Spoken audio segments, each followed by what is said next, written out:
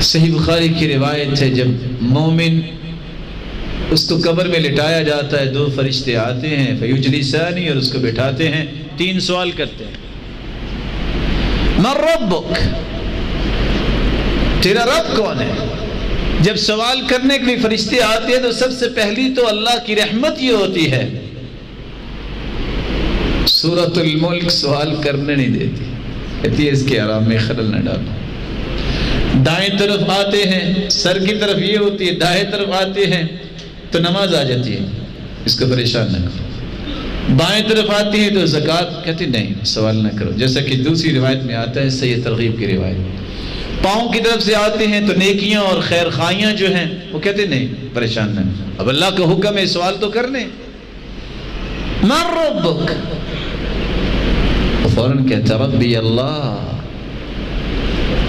ماذا تقول في هذا الرجل الذي بعث فيكم، بتاؤ نا، آج دنیا کو یہ بات بھی سمجھنی چاہیے، آج تو خاتم النبیین کہنے سے بڑی تکلیف ہوتی ہے، یہ قبر میں بھی پوچھا جائے کہ بتاؤ نا ذرا اس پیغمبر کے تم سٹیٹس اپنے دل میں کیا رکھتے ہو؟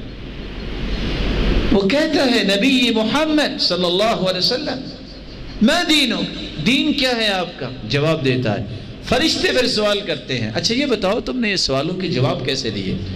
وہ کہتا ہے قرأت القرآن وعملت بما فيه وصدقت، میں نے قرآن پڑھا، اس پہ عمل کیا، اس کی تصدیق کی۔ اللہ نے جوابات سکھا دیے۔ اما الکافر او المرتاب او المنافق، رہا کافر، منافق اور شک کرنے والا دین میں، جب اس سے کہا جائے گا من ربک، کہے گا ہاں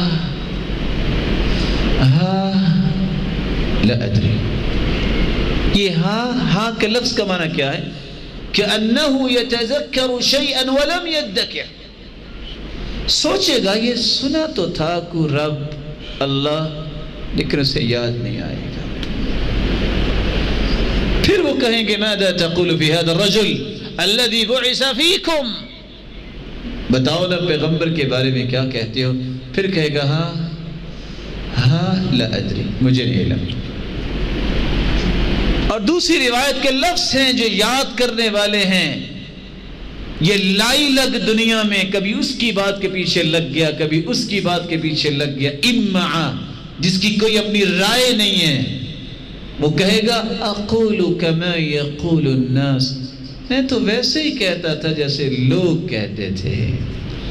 تیسرے سوال کا بھی یہی جواب فرشتے خود منوائیں گے، لا دریت ولا تلیت، نہ تو نے قرآن پڑھا نہ سمجھا، جواب کیسے آتا؟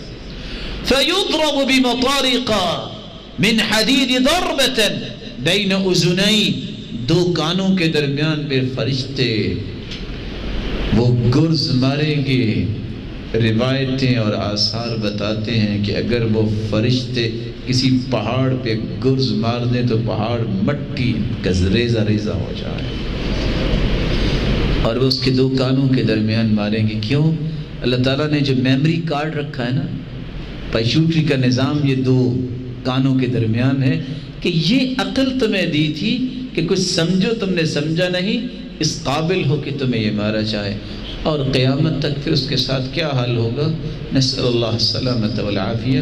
اللہ تعالیٰ ہم سب کو محفوظ فرمائے۔ اور یہ سزا کیوں ملے گی؟ سمجھا ہی نہیں ہے۔ اللہ تعالیٰ قرآن سمجھنے کی توفیق عطا فرما دے۔